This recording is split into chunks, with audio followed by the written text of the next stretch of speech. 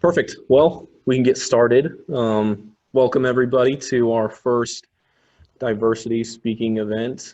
Today we have Patrick Gohier here. He is a process automation engineer team lead with ArcelorMittal, and correct me if I mispronounce that. But yeah, so you work in steel manufacturing.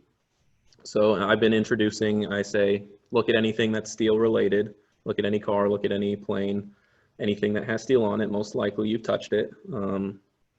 But my introduction has obviously been very brief in sort of announcing this event. So why don't you go ahead and introduce yourself, introduce the company, what you do, and anything else that you'd like. And yeah, we'll go until that point. Yeah. So my name is Patrick Gohier. I'm a process automation engineer. I'm now, for 3-4 months now, have been a team lead. So I lead a team of 4 or 5 engineers and developers who do a variety of projects within steelmaking. ArcelorMittal as a company is the world's largest steel producer. So just by sheer volume of what we produce, our footprint is massive. And then where I work, so I'm in Burns Harbor, which is up near Chicago, right off Lake Michigan. We have our facility is about 5 square miles. The actual steel mill that I work in, we supply a lion's share of the automotive industry for the United States, just out of our mill, which most of that product is coils. Which you think about a coil, and I actually have, I don't know if it is fitting for this, but we have if we did this in person, I actually have some VR headsets I could kind of take you guys on a virtual tour, but I do have kind of there's a YouTube video I could kind of show you a couple things on, but I don't want to take too much of our time with that. So maybe I can pull up some of that video to show you guys later, kind of time, depending on how much time we have left before we get through kind of questions and whatnot. But ultimately what we supply them is kind of like a toilet roll is what it looks like, but of steel. So we have a slab of steel that's, how many tons? 10, 20 tons that we then heat up very, very hot. And then it goes through this line, gets flattened to thinner and thinner and thinner pieces. And then we roll up steel at the very end of it to, about 1/8 of an inch or so thickness. And that is what we deliver to the automotive industry. And they stamp that into various parts and things that are used to make cars. So we'll see kind of how much we have time to dive into the steel making process.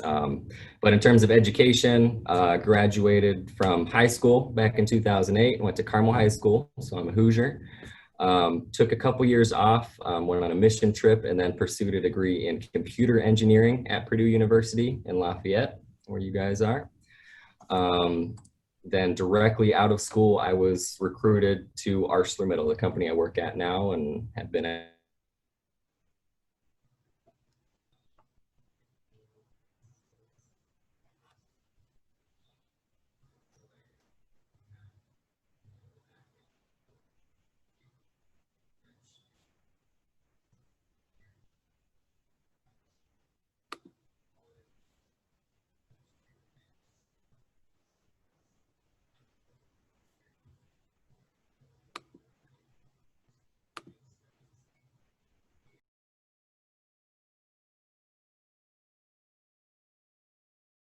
steel producing that they use. So we have a lot of project work that kind of goes into supporting each of those project lines.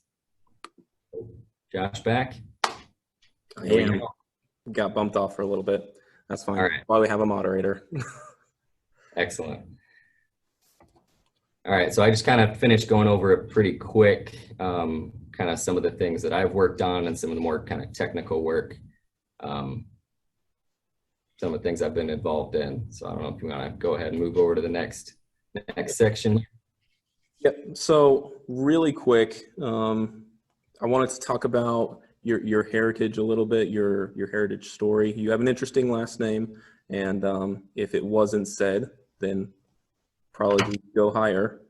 But so what is your family history, and how does that play into your perspective, maybe globally, especially with your mission trips, especially with your trips otherwise to Asia and other? Yeah. So I did do a quick overview of kind of some of what those experiences were, but I can maybe dive into some of the takeaways of being from a multicultural family. Over time, I've consistently chosen to try to broaden my horizons and go, seek out international experiences and study abroads, which when you're in college, I absolutely encourage you to go and take a look at those programs and take advantage of, any kinds of scholarships and programs that the university you attend has.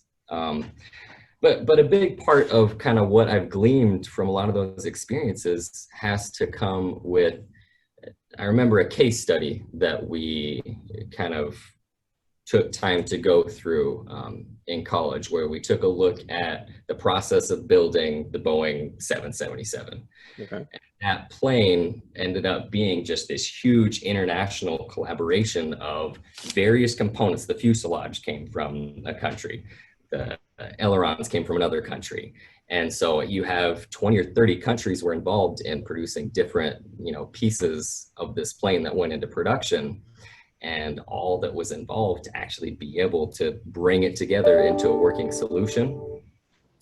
And ultimately that same process has parallels with any work you're going to end up doing when you make it into the professional field.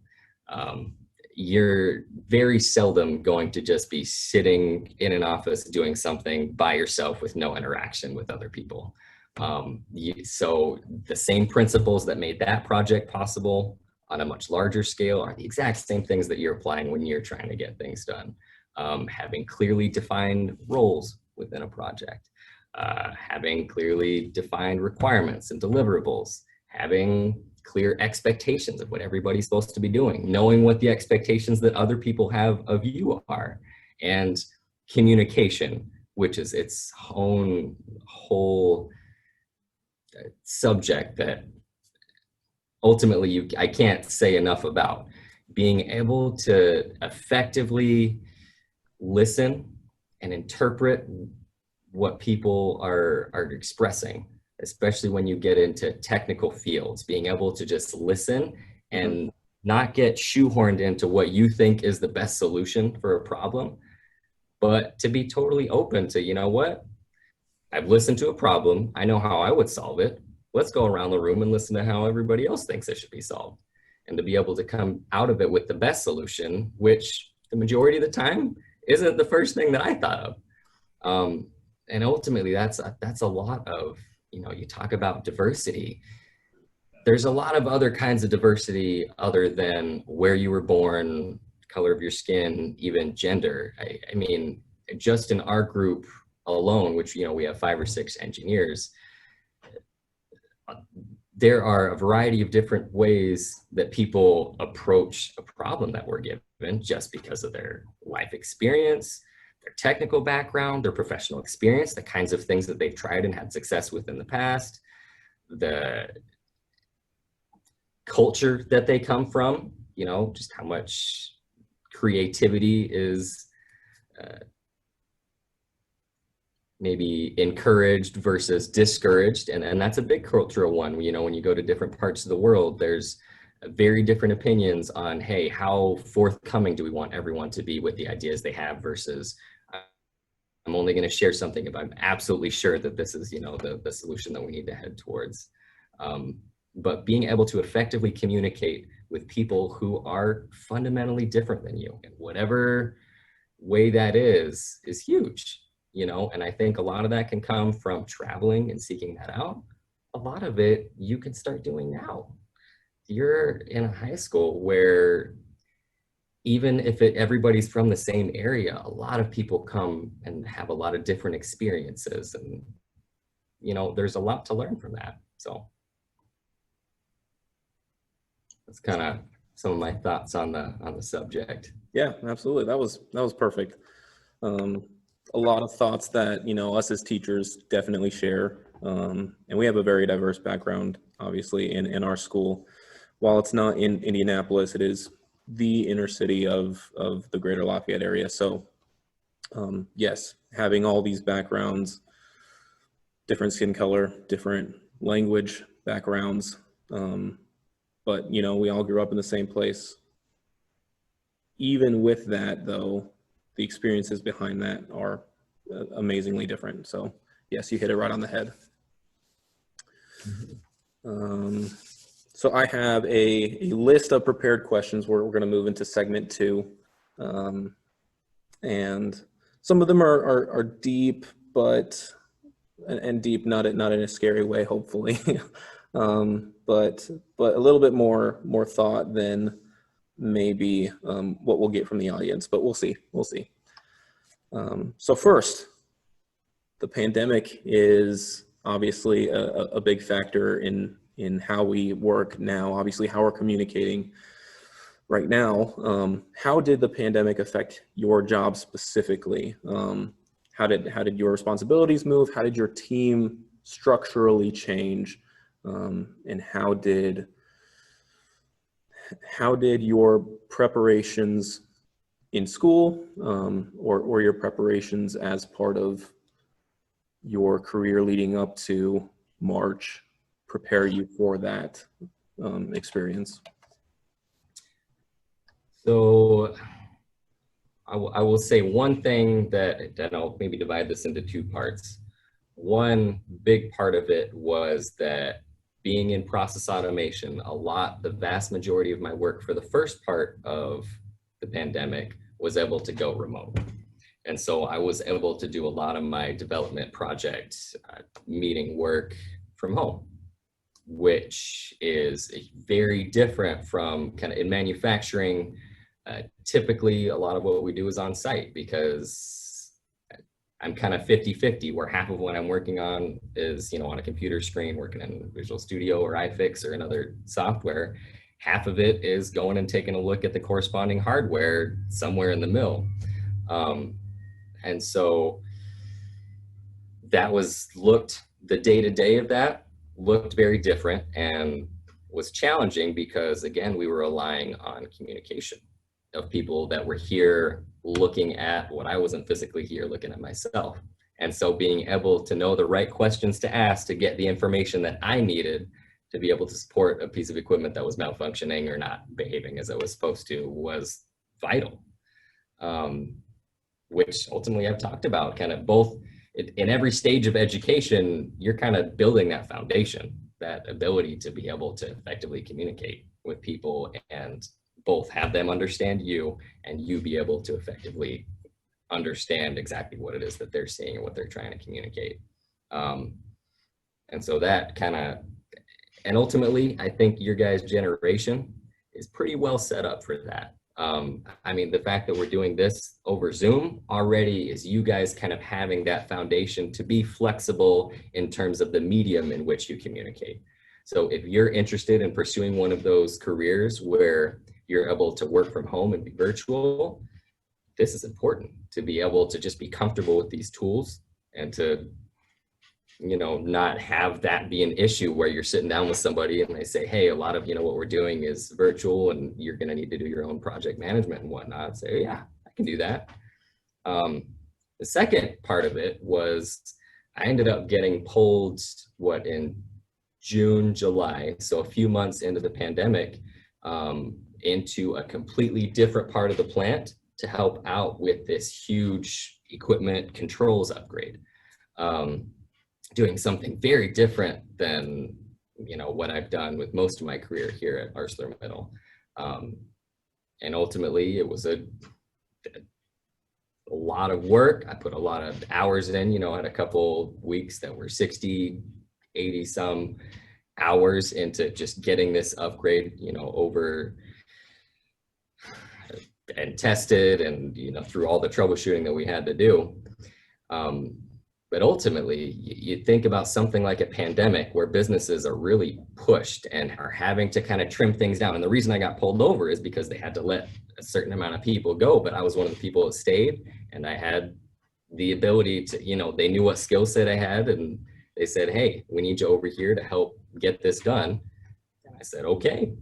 And I think that's a huge thing to go into a career with, is flexibility to be able to, once you have a position at a company, be able to move around and perceive what needs are there, and to make sure that the people that you're working with and working for know what you are able to do, both in terms of technical ability, and know that you're going to be a team player, that you're somebody who, hey, we have to keep this place running, we have to get this done.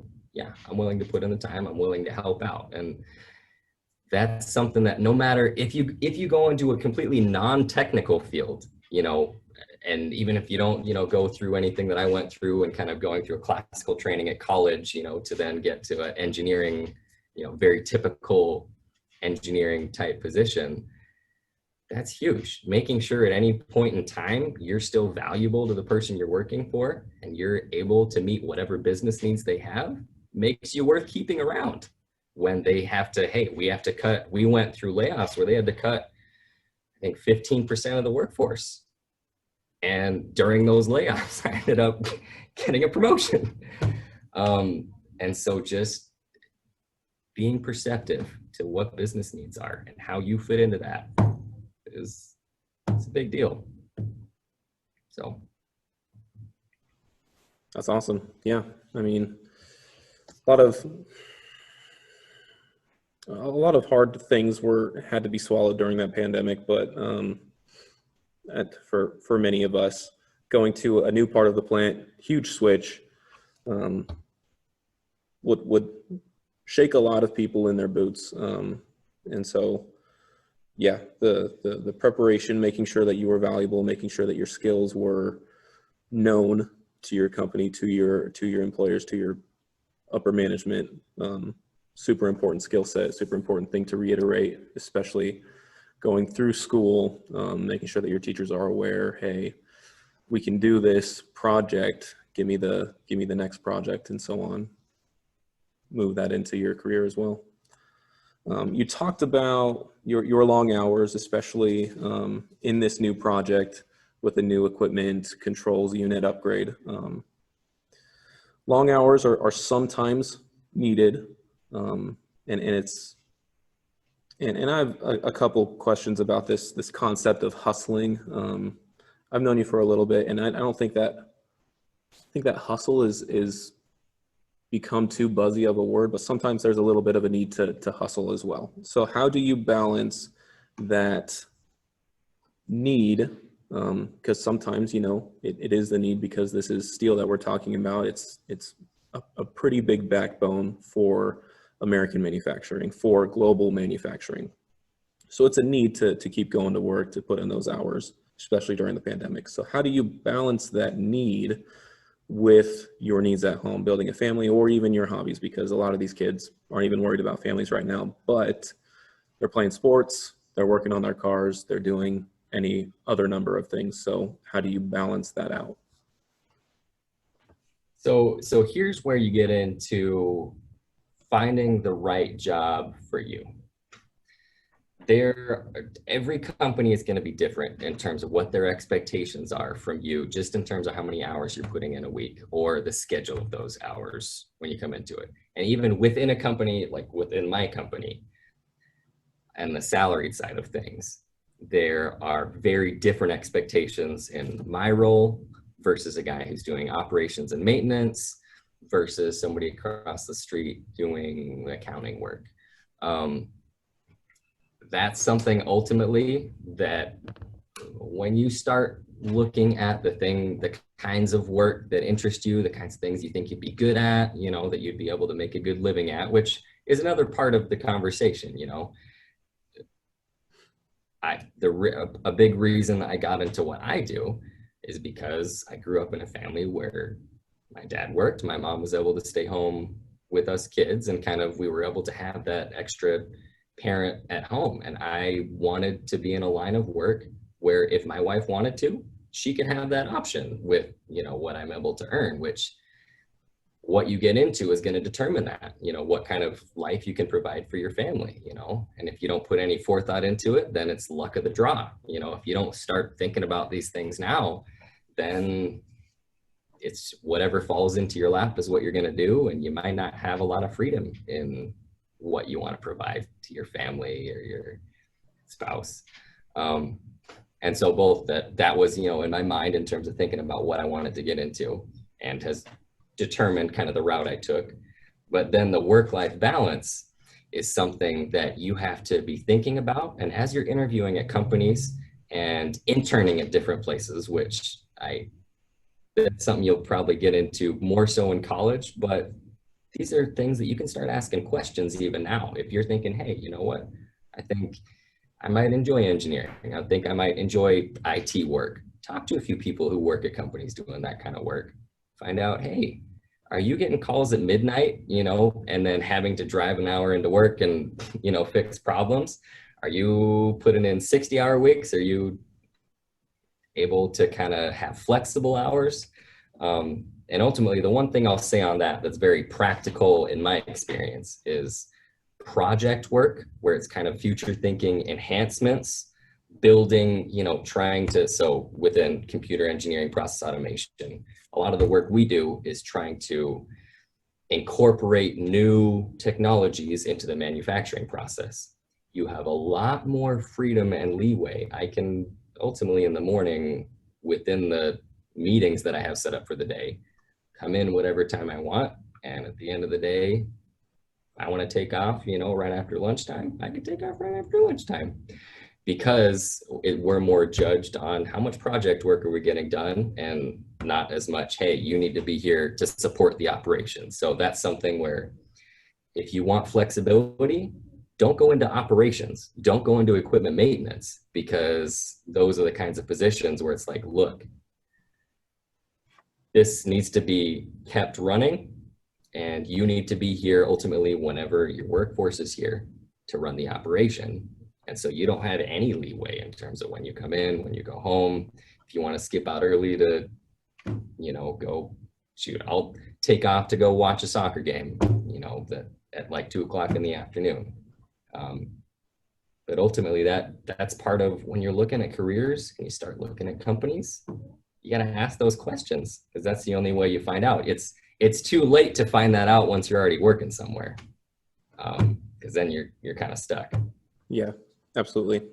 I know in high school, and this may have been maybe not fault, but reason being it was a rural high school. But I thought mechanical engineers designed products and then made those products, and I didn't know what making those products meant. So getting into college and figuring out what those manufacturing processes were, blow molding, plastic injection molding, rolling, and all the various things in between, stamping, and there's just so much involved with engineering, and you highlighted a couple of different positions specifically within your plant. You talked about operations, you talked about equipment maintenance, and then obviously you're in process automation. So maybe don't go super into it, but if you could maybe touch on, maybe give a couple of sentences about what different types of engineering there are specifically with what you interface with. And so if my students had interest in any one of those, they could navigate and look at those things. Does that make sense? Yeah. Okay. Yeah. So we have, and there's a huge breadth of things you can get into if you go into electrical engineering. Electrical engineers here are all the power it takes to make steel. Every piece of equipment that we have that is electrical in nature is what they deal with, whether that's from so you talk about equipment maintenance, electrical engineers are going to help look at schematics and drawings and figure out what's going on and how to fix it, or they're going to plan upgrades for it. We got this huge, 20 megawatt drive that we're swapping out. You also have operations, so that can be, we kind of at ArcelorMittal kind of just have your either mechanical or your electrical, or process automation's kind of our own group that just kind of hovers and does whatever, whatever we need to do. Yep. But with electrical, you have that.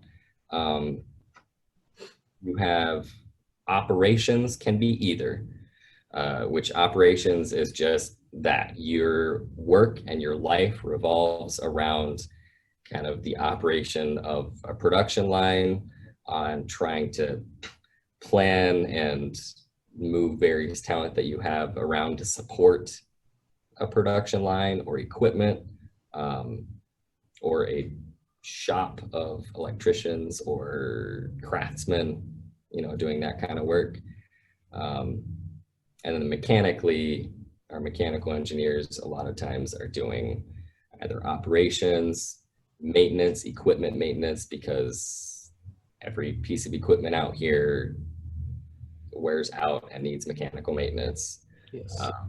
And so they're not as much doing the direct maintenance on it, but they're coordinating it, they're planning it, and they're figuring out, sometimes it's not just a simple, okay, replace this part and you're done. There's engineering and creative problem solving involved. And then, within my role, process automation, where we're kind of the technical backbone to all the automation, computer related systems that we have around the plant, whether it's computers, whether it's programmable logic controllers or Arduinos, or, wireless systems that help us track inventory and whatnot. So,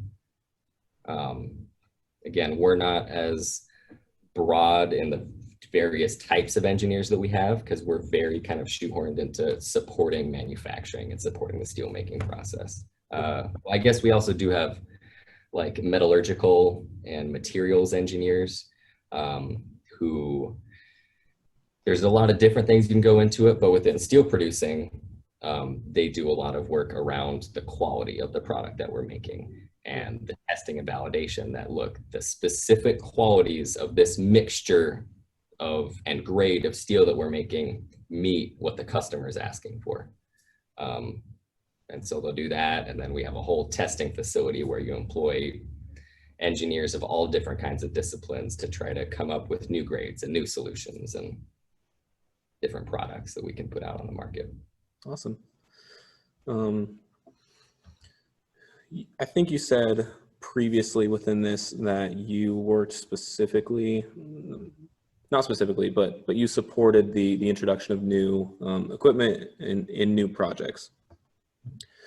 When I was with AdKev, I worked in new product quality engineering.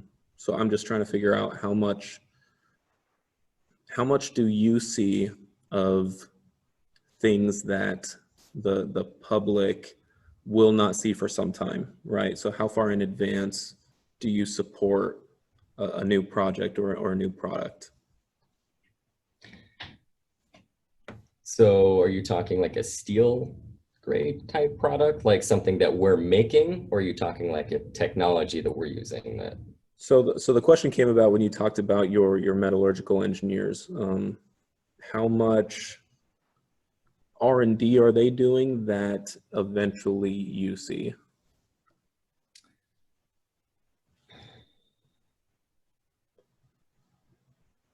So,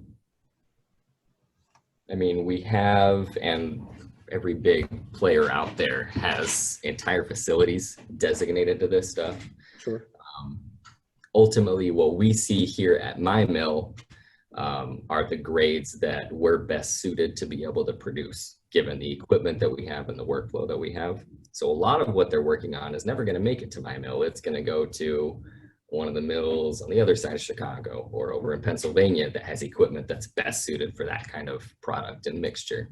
But I will say that this research and production arm of this company and of most companies out there is what keeps your business relevant. Ultimately, if your business just keeps stagnantly doing the same thing over and over and over and over and doesn't, try to find new ways to add value, then you're not going to keep up with the competition. And so we pour millions and millions of dollars every year into research and development to be able to keep improving the process, both making ourselves efficient in how we make steel, as well as we even actually collaborate with customers, customers in the automotive industry to try to, because their goal is we want to be able to have our cars be lighter so they can get better fuel economy. And so we have an arm of our research and development facility who's working with the manufacturers to try to figure out ways that we can, whether it's just changing the grade of the steel or changing part of the process and how we make it and the way they're stamping it, to make it so that they can have just a strong enough steel and product to be able to pass safety inspections, but that is 20-30% lighter so that they can get better fuel economy when they put this out in production. Perfect. Real quick, what does grade mean? So the grade of steel, that's how you classify like the strength. And I'm not a metallurgical engineer, and so I can't dive very deep into this, but ultimately it's how customers say what they're buying. So grade could be like, if you're talking about paper, it would be the equivalent of like, is it cardstock? Is it, recycled paper? Is it, what's the thickness? How easy is it to bend? When is it going to break? For certain applications, you actually want the steel to be more malleable, so it's going to flex. For others, you want it to be incredibly stiff, so it's never going to flex at all. But if it's stiff, that means that it's going to more easily break and you're going to have low tensile strength. So that's kind of how people decide what steel they want. So they have properties that they want that determines what they're ordering from us. Perfect. Thanks. This next one, you talked about the many advantages that you had, that you have with your job and with your employers, the way that you have set up your day, however many meetings you have in the morning, however many meetings you have in the afternoon, you can go home after lunch, that sort of thing. And I think culture as well as hustle is another one of those buzzy things that talks about, especially in tech circles. So Twitter, Facebook, Google, that's what I mean by tech circles. But in manufacturing, that's not something that people really think about culture-wise, and having flexibility and having the foresight from your supervisors to say, hey, these projects are getting done, he's doing his work, you've fulfilled your work. And so because, maybe not because of this, but in a way, manufacturing has become the dirty blue collar of the engineering world, right? Does that make sense? So there's the aesthetically pleasing things that we could look at and work on. There's IT that we could work on, but hammering out and rolling out steel doesn't sound very fun, but it's necessary, right? It's one of those dirty jobs that's not very dirty, but it can be thought about that way. What are your thoughts on this? So if I had a student that was like, I kind of just want to make cars, I don't really want to worry about the supply chain, plastics, metals, anything like that, what would you say? So one of the things, and this is interesting because prior to taking the job that I have, I had never even thought about like the steel manufacturing industry. None of my previous internships were, in the manufacturing sector. But ultimately, I kind of struck up a conversation with one of the recruiters at a career fair, loved everything he had to say, and gave him a fair shot, along with the other companies that I was looking at, because you should always, look at what your options are and see what's out there. And ultimately, one of the things that I discovered that I hadn't thought about prior to going through the process, learning more about the company and ultimately taken the job because everything kind of matched up with what I was looking for, is that a lot of times you think about like technology, you think about, oh, I want to work, you know, doing development work as like an engineer or developer. You think about, oh, I want to go work for a tech company, a software company, which I had done in previous internships. And ultimately what I found is that when you do this kind of work for a company that's just straight up a software company, there's a lot more bureaucracy, there's a lot more red tape, there's a lot more just everything infrastructure wise that makes it so really you're kind of working on very small components of these very big systems, and that also make it so you aren't able to work on a very large breadth of both technologies, projects, and make a lot of decisions. Whereas so what I love about, part of what I love about my job is that I'm able to play with big, expensive toys. And I really have a lot of say in the kinds of projects that I want to do. You know, I can throw something out there and say, hey, I kind of want to work on this and I want to use this. Like, okay. And so I'll go spend $50,000 and start playing with it, you know? And that is so far from if you go to somewhere like Microsoft or Google or Intel or a software company similar to where I worked, where you are on a team that has a very specific need they're trying to fill, and you're writing, you know, working on a solution for that. And ultimately you're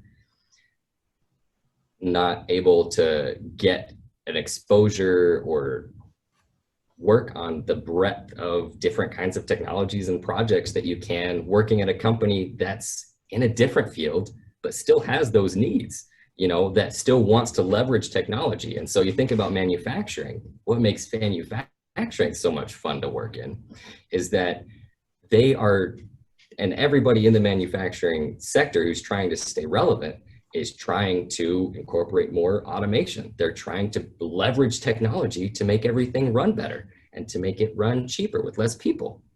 And so they are pouring money into this yet. And so you have a lot of money and freedom and support to be able to work on really cool things, but you don't have kind of this huge overarching hierarchy of maybe 10 layers of people between you and the person making the decision on what kinds of projects you're doing. And so ultimately you're just kind of, yeah, you're working in the tech field, but you're doing grunt work day in and day out. So you're not, that to me isn't anywhere near as interesting as being able to have the ownership and freedom that you have working in something like manufacturing. So, you know, that's kind of what drove me to it, being someone who, yeah, prior to working here, I wouldn't have thought about, you know, steel producing. I knew nothing about making steel. But, you know, I talked to people that worked in process automation. I was like, wow, that's a lot better of a fit than these other internships that I've had trying out different things, even working at a software company.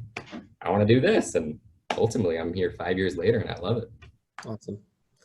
Yep, it's important to love the things that you're working on, definitely. This next question is a two-parter, and there's a little bit of context involved with this. One, there was recent news about an acquisition. And two, we have a new projected president-elect, and I want to be very careful about not being political, but as a global manufacturer of such a staple material, there has to be some notice about what is going on the political sphere at the top level, at least. If you're not thinking about it, and if your team's not thinking about it, I'm sure that there are people thinking about those pieces moving around. So the two parts of this question is, one, how much does that top level movement mean to you and your team specifically? And the second part may be a little bit harder to explain, but if one of my students were to be in your shoes, and he wanted to climb up that ladder really quick, he wanted to just climb and climb and climb. There are a couple types of advice that you could give. One is put your head down, do the work, and you'll be blessed.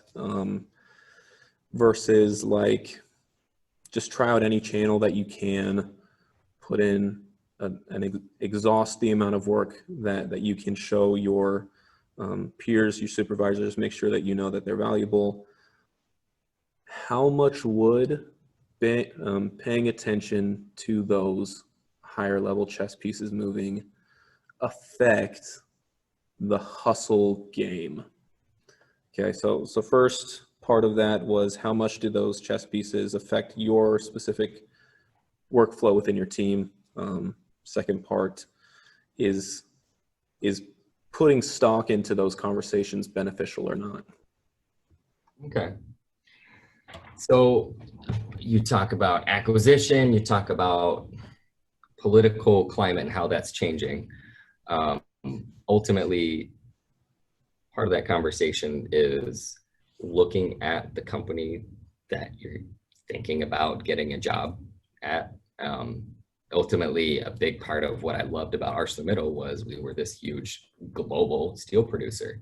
And so you look at some of the other producers here in the US, and they've been hurting a lot more than we have because we're able to weather the storm with, because when we kind of tank our international, brothers and sisters, or usually it kind of all evens out, when our cycles kind of counteract each other. Yeah. And so making sure that, you're comfortable with the size of company you're working for, whether it's you really want to high risk, high reward, get into a startup somewhere, which is an incredible amount of time. I worked with a few entrepreneurs and decided that I don't like putting in that many hours and that much working, you can have ownership, but there's a lot that comes with that just in terms of work and stress versus a very large company. But within, working in a company the size that I do and having the changes coming that we are, just being aware of so the relevant question to ask is, with how I think this is going to look, what makes me relevant? And then in the interim, concentrating on those things. The answer isn't you go and you work a crazy amount of hours. I don't think. The answer is think about what you're doing and think about, hey, is there anything within the realm of work that I do that keeps me relevant with the changes that are happening here? If so, focus on that, because that ultimately is what's going to make you valuable, make you worth keeping around. I don't concern myself too much with, the things that go on too many layers above myself, and the whole networking, knowing the right person keeps you around. I think ultimately it's a much more simple, hey, I know what my salary is. What do I need to make sure I'm doing to, when somebody looks at the list of, hey, everybody they have working at the company, say, yeah, he's absolutely worth that, So that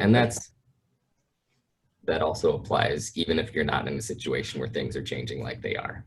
You need to justify what they're paying you. And if you don't, then you're always going to be on the chopping block. If you're not putting in and getting things done at work, then no, you're probably not going to last long. You're probably not going to have that job for very long. It only really works with those jobs where it's like they just need a body to stand in. Working at an ice cream shop and you're just scooping ice cream. Yep. As long as they got a body there, they're happy, but you're also very easy to replace. So. Yep. Perfect. That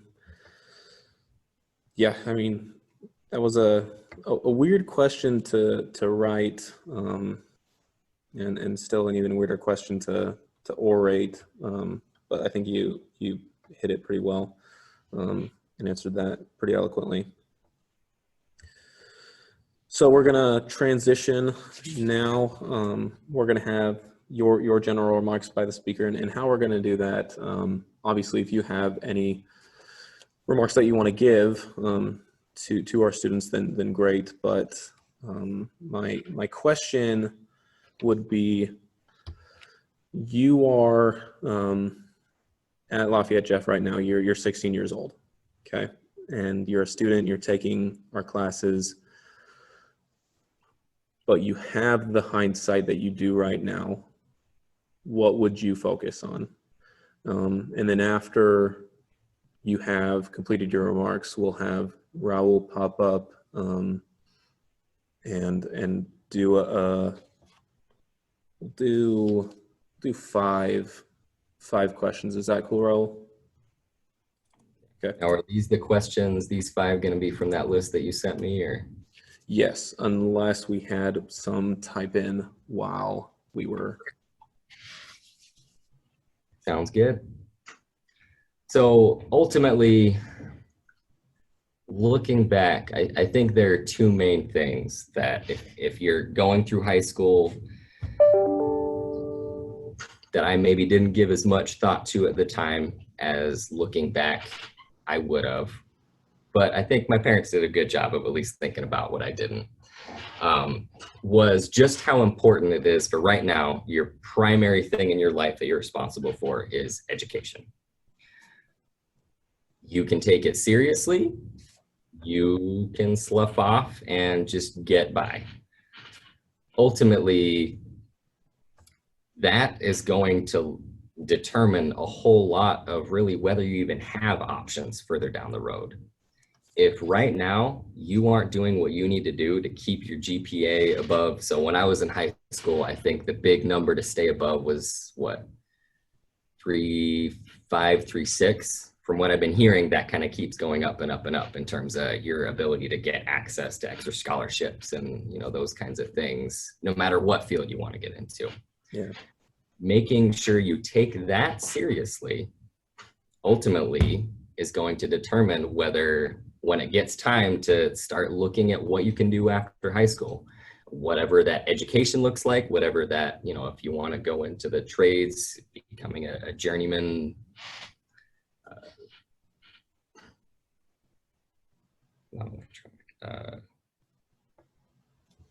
electrician, or going to a traditional 4-year degree, craft school.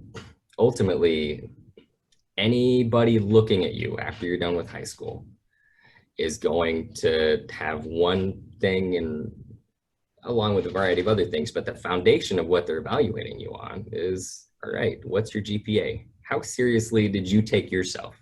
And if ultimately that GPA is something like a 2.0 or a 2.5, they're going to say, well, you didn't really take yourself seriously. You didn't really think about your future. So why should we take you seriously? Why should we hire you or give you this opportunity versus somebody else who worked his tail off and is coming out of high school with a 3.7? And ultimately, that's the foundation that you're laying right now. You know, if you don't take it seriously, then you can't expect employers or the government who, whatever background you're coming from, it's nice to be able to have state funds, you know, via FAFSA and via scholarships. And there's a lot of money that goes into education and opening up doors and giving opportunities to you after you get done with high school. Those aren't going to come to you.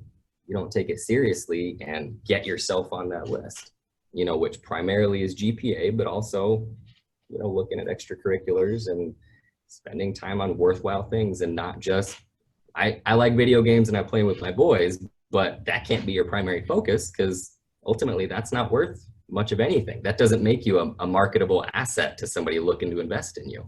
Yep. And the second part of it is that right now is as good a time as any to start thinking about what kinds of opportunities you are going to be interested in. You think about, in high school is when I started kind of thinking about engineering as something I thought I'd be interested in. And as a high schooler, you can absolutely go, and whether it's just if your parent or friend of your parent, you know, is in a field that you think you might be interested in, go have a conversation with them. Or better yet, ask them if you can shadow them to work one day and see if once you actually are up close and personal and see what they're doing, if that actually looks interesting to you.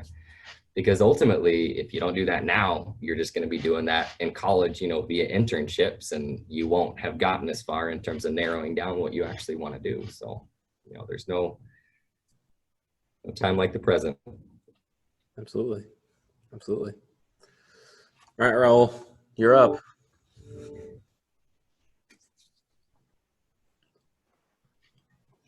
Let me fix my camera. All right. That's what the kids do for you from my background. Hey, la France. Excellent. me pull up the first question. Because you already answered some of them while you're talking, so.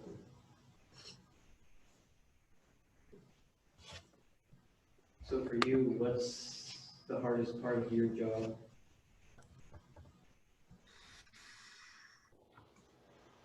So